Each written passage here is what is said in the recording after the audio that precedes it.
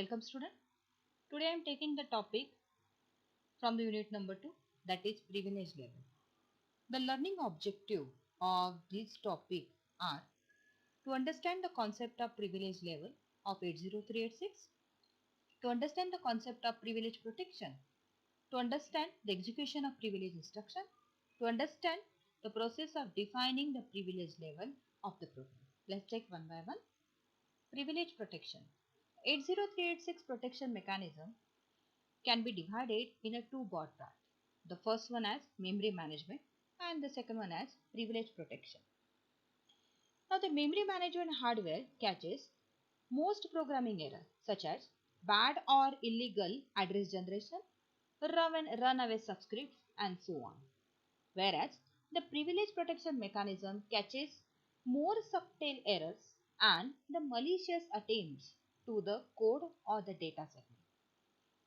Privilege protection system consists of 4 levels of privilege numbered from PL0 to PL3, where PL0 is the most privileged and the PL3 is the least privileged.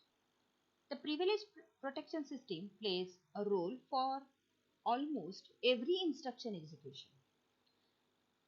When running in a protected mode, 80386 continuously checks that the application is privileged enough to execute certain instruction, refer a data other than its own, transfer a control to a code other than its own. Let's see one by one. Now executing this certain instruction. Here I want to take the specific set of instruction.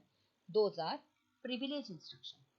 The instruction that modifies the interrupt flag, alter the segmentation or affect the protection mechanisms are the privilege instruction. They are allowed only at the PL0 level. Otherwise, 80386 generates a general protection fault, that is exception number 13, if I tries to execute this instruction other than the PL0. Now referring a data other than its own. Program are not allowed to read or write a data item that have the higher PL level. Transferring a control to a code other than its own. We know that we can transfer the flow of execution of an instruction of our program by using a jump or call instruction.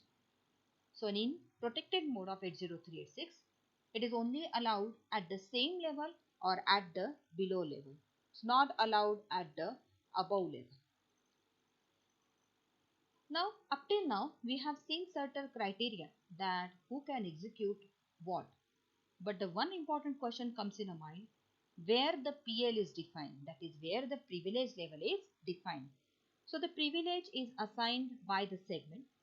Everything contained in that segment has the same PL. Segment privilege level is defined in an access right byte of the segment descriptor. Bit number 45 and 46 are the DPL. Here the DPL, descriptor privilege level, the word itself is little bit confusing. It doesn't mean that this is the privilege level assigned to the segment descriptor.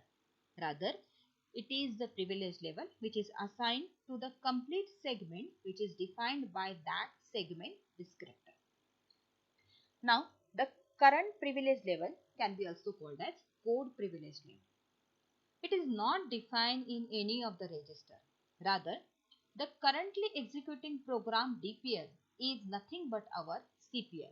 For example, if I am executing a code segment whose DPL is 2, then I can say that my CPL is also 2. The requester privilege level. The last 2 bits of the segment descriptors are reserved for the RPL. These 2 bits defines the requester privilege level. With these 2 bits now, I can access the same segment with the 4 different levels. Input-output privilege level defined in a E-flag register. It is always compared with the CPL. That is, your current privilege level should be less than or equal to the IOPL. That means if I am on 2, then either I can access IOPL which is on 2 or which is on 3. The higher is not allowed. Here higher means the PL1 and PL0. Now, whenever I want to do any data reference which is at the privilege 1, then the rule which is applied is the CPL should be less than or equal to of DPL. So, if my current privilege level is 2 and I want to access a data which is at the 2, then it is allowed, which is at the 3, it is allowed. Again, trying to write a data which is not having the permission of write is not allowed.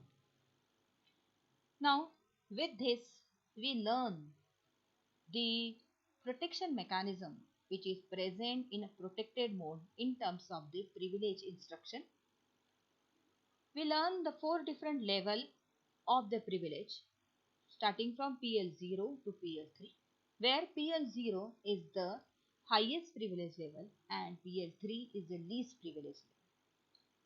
Again, we learn the significance of the privilege instruction, the instruction which affects the segmentation mechanism, which affects the interrupt flag, which affects the IOPL operation. These instructions comes in a category of the privileged one and they can be only executed from the program which is at the level 0. Then we learn the different 4 DPL, CPL, RPL and IOPL. With this, I completed this topic. Thank you. I have taken the contents from the book Advanced 80386 Programming Techniques by James Turley. Thank you.